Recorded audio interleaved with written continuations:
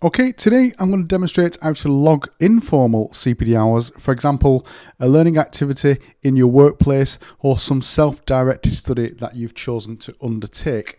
So, for documenting informal CPD hours, you need to click onto the diary form. And then as you walk through the diary form, as you click onto the title, you will see that the title guide appears underneath. So what it's asking is that this is a brief title of the learning activity that has taken place and needs to be just what you have done. So I'm going to put on there, read a bulletin on clinical examination.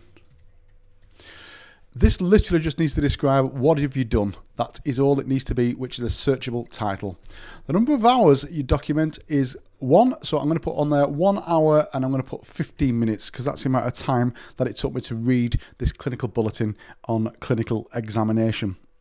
And this could be anything at all that's informal CPD. So anything that you do that's not formal, like a course or a conference. So reading, reviewing, maybe peer review, or whatever you can define as a learning activity in your workplace that is informally discussed or executed.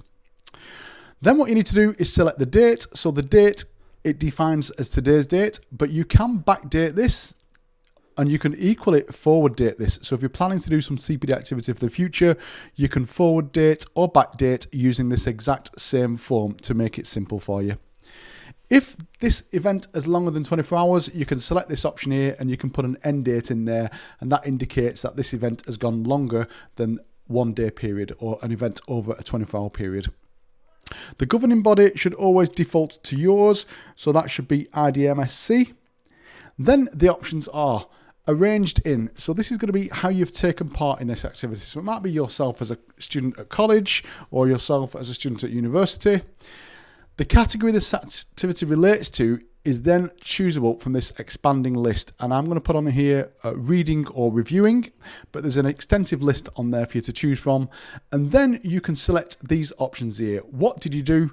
What did it consist of? How did the learning relate to your work? And so it's as simple as what did you do, why did you do it, and how will it influence or change the way that you do your job?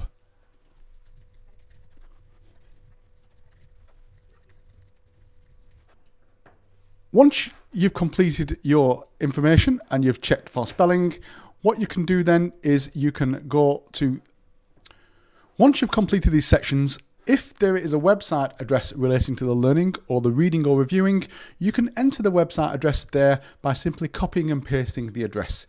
Make sure you put the HTTPS or HTTP in there so that if someone needs to verify where you find the source, they can click on that effectively. If you need a reminder in 12 months' time to review this particular piece of evidence or supporting evidence, then you can click this box and it will send you a reminder in 12 months' time.